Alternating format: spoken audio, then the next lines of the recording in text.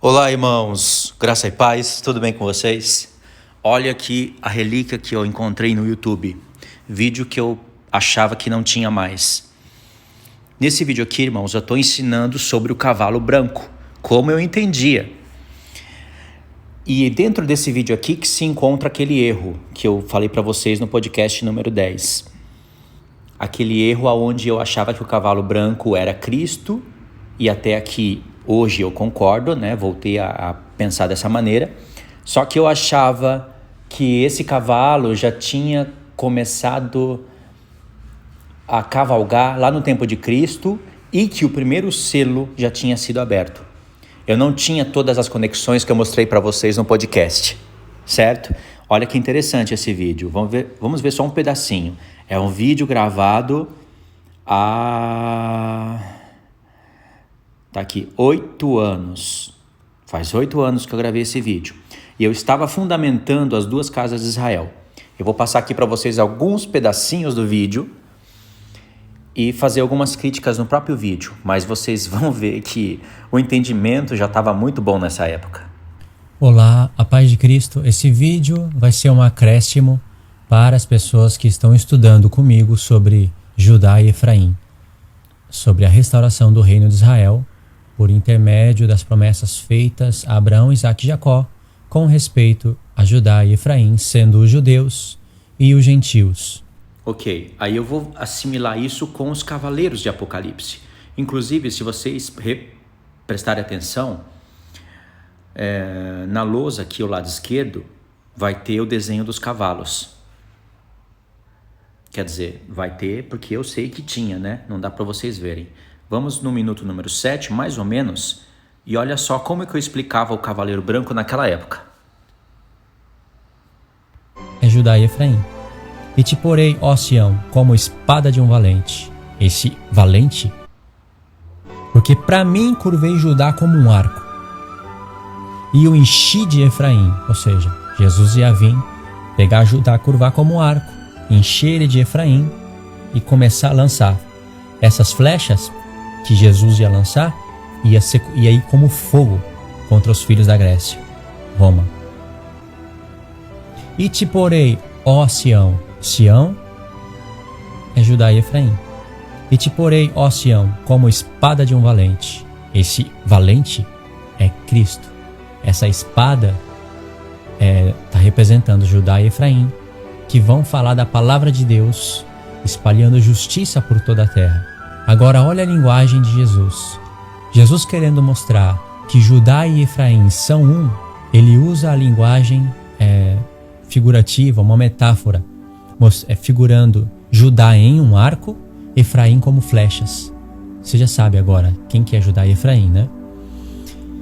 Vê bem que uma flecha, ela não pode se gloriar contra o arco, e nem o arco contra a flecha. Porque a flecha, ela só tem poder de ataque quando lançada pelo arco. Mas o arco, sem as flechas, não tem poder de ataque, de maneira que um não pode se gloriar contra o outro. Aqui, Jesus está mostrando que um precisa do outro. Judeus precisam de gentios e gentios precisam de judeus.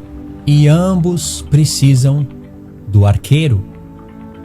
Se a flecha vai ser lançada como relâmpago, vai ser pelo arco, sim. O arco pode se gloriar no arqueiro, a flecha também, mas é o arqueiro que vai ter que pegar o arco, fazer a força, mirar e lançar a flecha. A flecha vai pegar poder de ataque quando lançada pelo arco.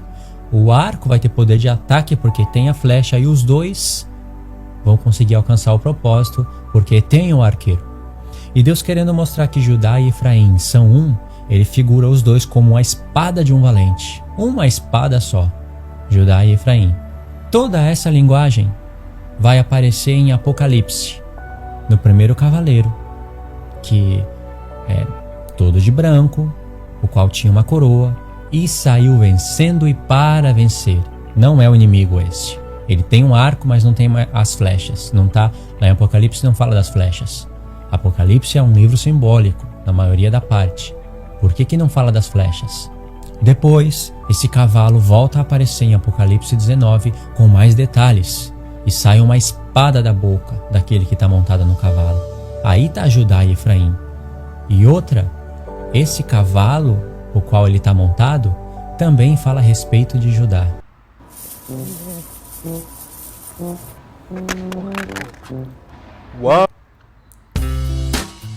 Ok, então, irmãos, eu estou pretendendo não fazer corte nesse vídeo.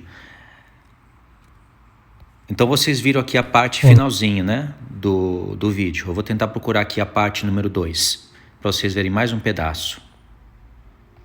Tem um monte de vídeos meu aqui nesse canal. Vídeos antigos, né? Deixa eu aqui na parte de vídeos.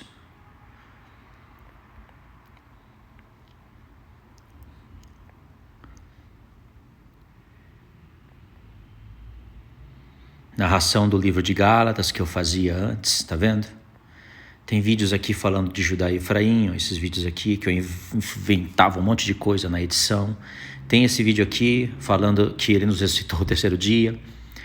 Eu não reposto isso no meu canal, porque eu falava muito devagar, colocava música muito alta, mas ensinava legal. Tá aqui.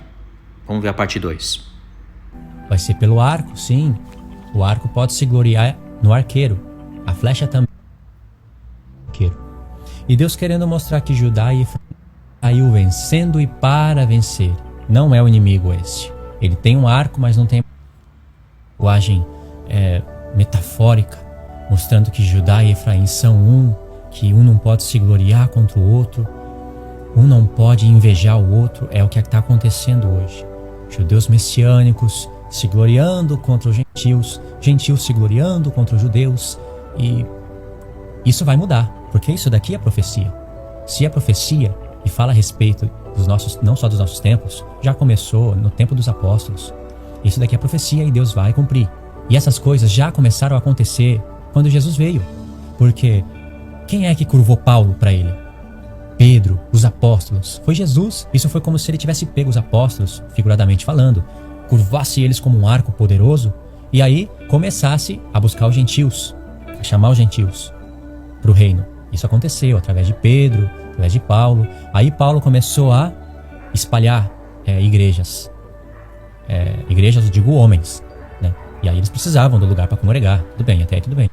E aí Paulo começou a constituir presbíteros. Através dos judeus, o arco estivesse pegando os gentios e atirando os gentios para todo qualquer lado contra os filhos da Grécia. Ou seja, essas flechas iam como relâmpago, ia destruindo, já começando uma guerra contra o reino de Satanás. Tá vendo? Que coisa gloriosa quando você consegue entender as palavras dos profetas. E não acabou. Tá aí, muito bom, né, irmãos? É assim que eu acreditava há 8 anos atrás. Entendia que o cavaleiro branco é Cristo representado na igreja, começando ali com os apóstolos, mas eu não conseguia anexar isso à última semana, de maneira que entrasse em sincronia selos, trombetas e taças com a última semana, num desfecho final. Como eu expliquei para vocês no podcast anterior, hoje eu acredito, vejo isso com muito mais clareza. Não entendo mais que o cavalo branco é o anticristo, mas sim que é Cristo representado nas suas testemunhas e que o último cavalgar dos cavalos, o último ministério deles, se culmina lá na última semana, aonde Deus vai mostrar pela última vez quais são as consequências de se rejeitar o seu nome, a sua palavra. Porque se você rejeita as duas testemunhas, você rejeita o filho. Se você rejeita o filho, você rejeita o pai. E quem rejeita o pai e o filho vai acabar aceitando, falando assim, um plano mais resumido, o diabo e o anticristo. Se rejeita o selo de Deus, vai acabar aceitando a marca da besta. Nesse tempo eu não tinha noção de nações que restariam, de nações que não iriam colocar a marca da besta, não saberia explicar como isso seria possível, como nações iriam restar sem colocar a marca da besta, não tinha noção de templo de Ezequiel. Aliás, eu orava a Deus nesse tempo para que Deus me revelasse as coisas de Ezequiel, como eu já contei para vocês, né, alguns testemunhos.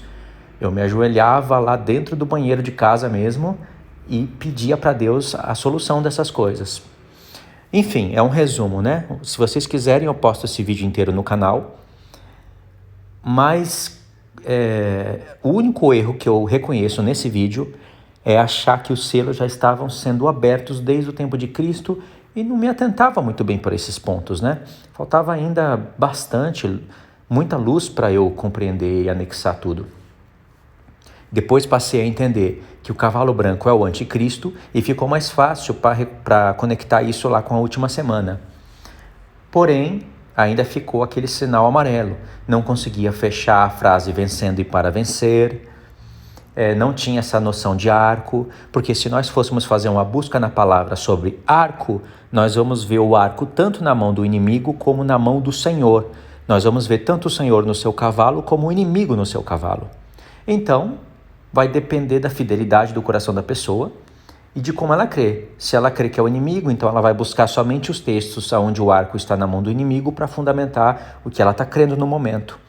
Talvez ela não mencione que existe também textos onde mostra que o Senhor também tem um arco na mão e está cavalgando num cavalo. Talvez ela não mencione para não ficar ali complicado para ela. Então, hoje eu entendo perfeitamente isso, entendo que foi um plano do Senhor para testar os nossos corações. E se vocês forem assistir a parte 2, eu frisei aí em algum momento. Deixa eu ver se eu encontro para vocês. Deixa eu ver. Vai ficar melhor vocês verem da minha própria boca. Para confirmar, Jacó, José. Se tiver concordância, então é luz. Essas palavras desses homens posteriores, considerados grandes homens, tiverem concordância com todas as palavras dos profetas, então são luz. Mas se alguma coisa das maravilhas de Deus, escrita pelos apóstolos, ficaram ocultas para eles, então já não é luz. Nessa parte já não resplandece a luz. Então, continuando, acho que tá se tiver concordância, luz, Jacó, José, Manassés e Efraim. Ou seja, você tem que ter uma panorâmica do plano de Deus. Tem para entender as profecias. E você recebe luz. Porque Pedro fala que as palavras dos profetas é luz. Não as palavras de Calvino. Pode ser até boa, mas não é luz. Não as palavras de Charles Spurgeon. Pode falar até alguma coisa. Nessa época, irmãos, Calvino e Charles Spurgeon estavam muito na moda no YouTube, né? Vamos dizer assim, esses malucos calvinistas, né, que atormentavam a minha cabeça desde essa época e que atormentam o Evangelho de Cristo, com certeza. Então eu refutava muito o calvinismo nessa época. Aí nesse vídeo eu estava até bonzinho, não sei como era tão bonzinho assim. É que faltava eu apanhar mais um pouco para saber me defender e defender o Evangelho de Cristo como deve ser defendido. Porque uma coisa é fato, tem homens ministros do diabo transfigurados em ministros de Cristo. E muitos deles são calvinistas. Hoje vocês sabem disso. Na época eu era mais mansinho, sabe? Faltava experiência de vida ainda.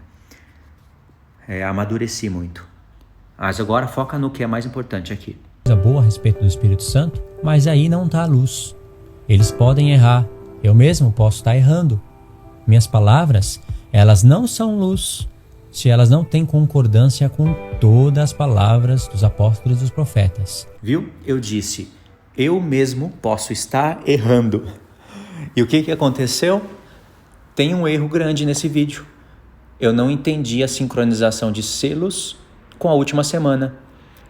Então, na minha cabeça, era aceitável que Cristo já começou a cavalgar com seu cavalo branco, representado ali nas testemunhas, no tempo de Cristo mesmo. Então, para mim, o primeiro selo já tinha aberto. E eu não saberia explicar onde estariam os outros selos.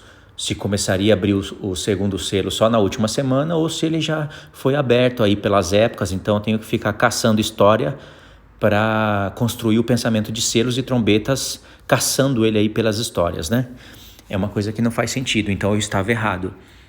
E depois passei a interpretar que o cavalo branco é o anticristo. Continuei errado, só que nesse ponto, só que um pouco mais coerente em outros. E hoje eu mudei a opinião de novo. Então, na questão do cavalo, eu mudei a opinião 2 vezes. E vou ficar com essa daqui, porque para mim fechou com as profecias. Faz todo sentido, eu não preciso ficar forçando mais nada. Como eu disse, né? Se você interpretar o cavalo branco dentro da última semana, seja ele quem for, você colocar ele dentro da última semana, os dois vão fazer sentido, ou o Cristo ou o anticristo. Não pode ser os dois, obviamente, mas os dois vão fazer sentido, porque a consequência dos outros cavalos, dos outros eventos, vão amarrando os pontos. Só que aí chega um momento que você vai ter que dar uma forçada de barra ali nas coisas, né?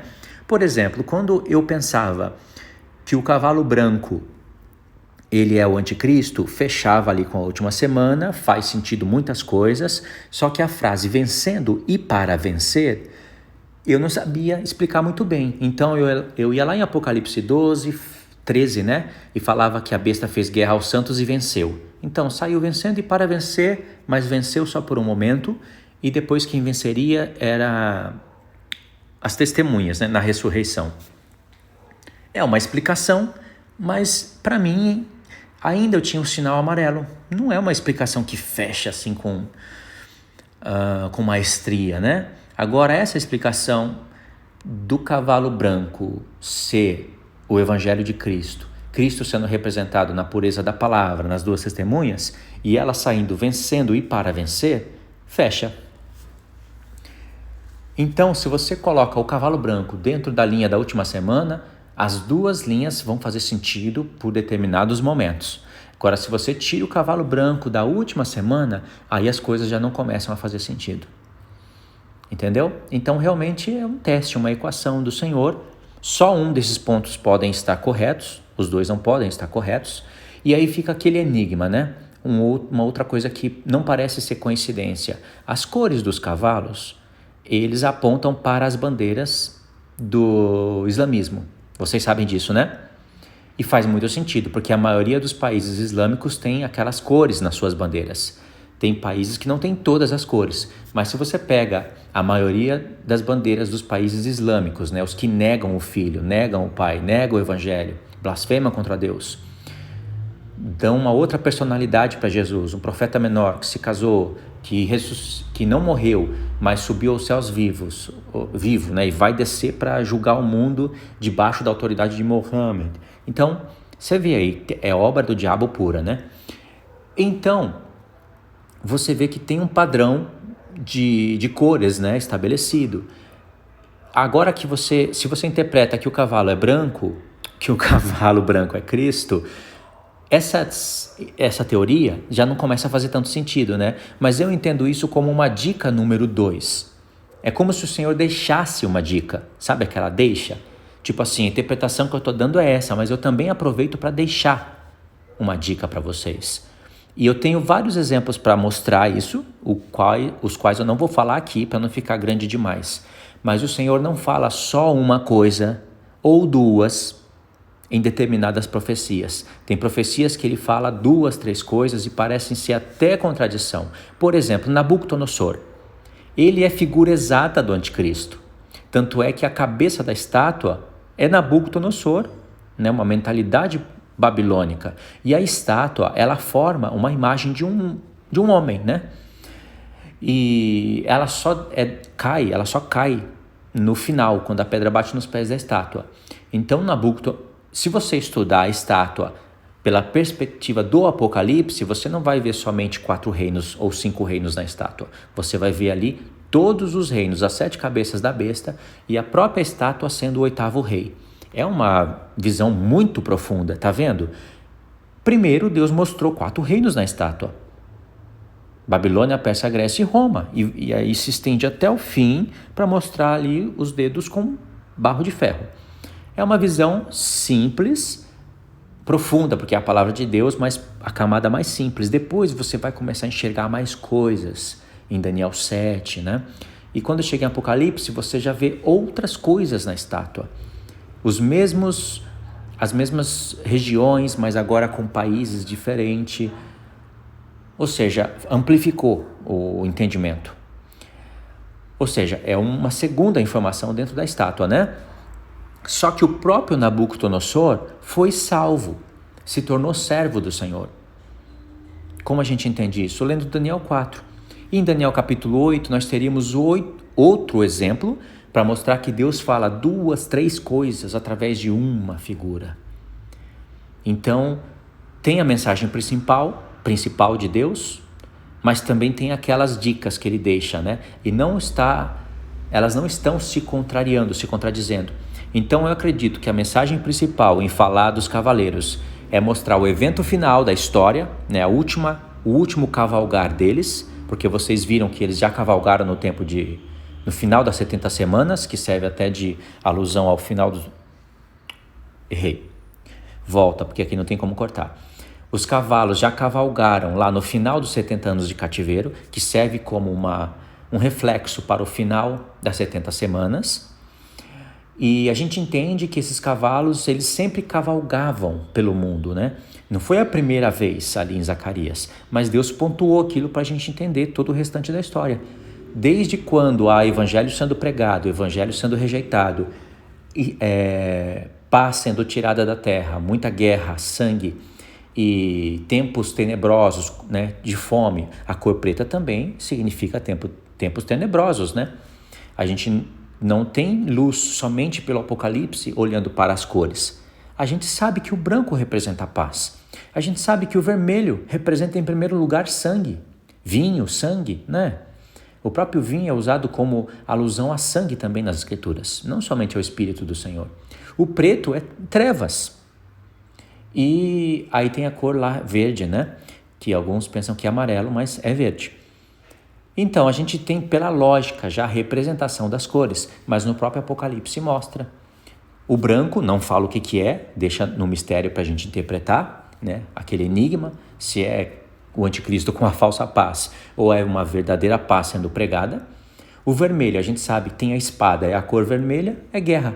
E já fala ali que é guerra. Foi dado tirar a paz da terra por meio de guerra.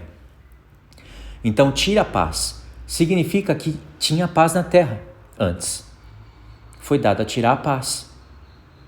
Que agora eu entendo que são as testemunhas que fazem isso com seus flagelos. Não o anticristo com o seu exército. Vê como você fica até tentado? Poxa, as duas coisas fazem sentido. Mas e aí? Como é que vai sair o desfecho do assunto? Preto lá diz que é a fome, mas também significa tempos de trevas, tempos tenebrosos. Luz para quem recebe a palavra, mas trevas para o resto do mundo, não é? E o cavalo verde, a gente fica meio em dúvida, né? Verde já fala de cor de árvores, de natureza, né? Mas ali é um esverdeado, amarelado, né? Uma cor meio sombria. E a gente vê a conexão disso com os países islâmicos que estarão envolvidos nos conflitos. Então, acredito que isso foi uma dica do Senhor. Não é só porque você passa a interpretar que o cavalo branco é Cristo, ou já que você já interpretava assim, que você vai rejeitar a segunda dica. Vamos supor que você sempre interpretou que o cavalo branco é Cristo. E quando você ouviu eu falar, ou alguém falar, porque eu não sou o único que fala, que as cores dos cavalos apontam para os países do Estado Islâmico, aí você logo pensou, não pode ser, porque a cor branca é Cristo, é o Evangelho. Então não pode Deus usar a mesma figura para apontar para os países islâmicos. Pode, irmãos, lógico que pode. Se o cavalo branco é o Evangelho da paz, e ele está pregando paz e a verdade, com certeza ele está desmascarando o diabo que está escondido por detrás do islamismo. Então pode ser usado as cores. E esses acréscimos, né, que eu falei para vocês, sem ler textos e nada, a gente pode fazer isso no quadro, né, que eu estou prometendo fazer bastante estudo no quadro, mas não estou podendo agora. E a gente pode fazer por lives, incluindo o irmão Pedro, o irmão Igor, para ajudar na história aí, né? Entendeu, irmãos? Então eu queria deixar para vocês hoje esse acréscimo e não para vocês não se assustarem. E se ficarem com dúvida, continuem pensando e meditando, porque isso é agrado do Senhor, né? Enquanto Ele vê o mundo pensando em vaidades, em morte, em destruição, a gente está pensando na palavra de Deus, em como solucionar um caso, que é um caso que nasceu no coração do Senhor. Entendeu? Seja como for, você entendeu hoje que a primeira revelação não anula a segunda. É uma segunda camada de revelação, você entender que as cores dos cavalos apontam para os países islâmicos, já que eles estarão atuando na última semana. Não pode descartar isso. Seja lá quem você imaginar que é o cavalo branco, os dois fazem sentido nesse aspecto aqui. Compreendeu? Então fechou. Se vocês quiserem que eu reposte esse vídeo aí no canal para vocês verem, eu reposto, né? Vai ter que dar uma acelerada porque eu falava muito devagar. Sabe por que eu falava muito devagar? Porque nessa época eu vivia em filmes, em seriados, mas era em alto nível, irmãos. Eu lembro que tinha época que eu estava acompanhando 7, 8 seriados ao mesmo tempo. E eu tenho que comentar isso para vocês verem como isso foi distração para me travar na palavra de Deus, né? Então eu editava vídeos de madrugada, eu ia dormir 2 horas da manhã e 6 horas já estava de pé para trabalhar e eu era muito forte. Era magro, mas era muito forte. Eu conseguia dormir 4 horas a semana toda para ir trabalhar. Não sei como Deus me revelou as coisas, porque meu raciocínio era muito lento. Então eu penso, né, que eu falava muito devagar e isso era porque eu não dormia corretamente e comia muita besteira. Então eu não suporto assistir vídeos meus antigos, porque eu acho muito devagar, redundante, repetitivo, né? Mas as informações, eu tenho que admitir que são informações ótimas da palavra. Precisou de muitos acréscimos, né? Correções. Correções a gente sempre tem que fazer. Pro bom, né? Pro melhor, não pro pior. Mas valeu a pena. Valeu a pena porque hoje eu entendo como que tem que ser passada a mensagem. De maneira mais dinâmica, de maneira mais rápida, né? Com mais emoção. Você vê aí, falta emoção no meu rosto, né? Eu tô falando tudo muito bonito, mas confiando na edição. Eu editava muito. Você tem que falar a palavra de Deus com mais alegria, com mais emoção, não tão confiante na edição. Se for uma edição só para colocar imagens em cima do que você está falando, ainda vai. Mas se for aquela edição confiando que você não pode errar, tem que estar tudo perfeito, aí você fala devagar demais, né? Aí acaba sendo acaba sendo contratempo. Tá bom, irmãos? É isso daí então. Já aproveitei para comentar algumas coisas que não tem nada a ver, mas já que eu estou lembrando, né, dos fatos, eu achei legal falar para os irmãos. Tá bom? Deus abençoe então. Fiquem na paz. Um abraço. Até os próximos estudos.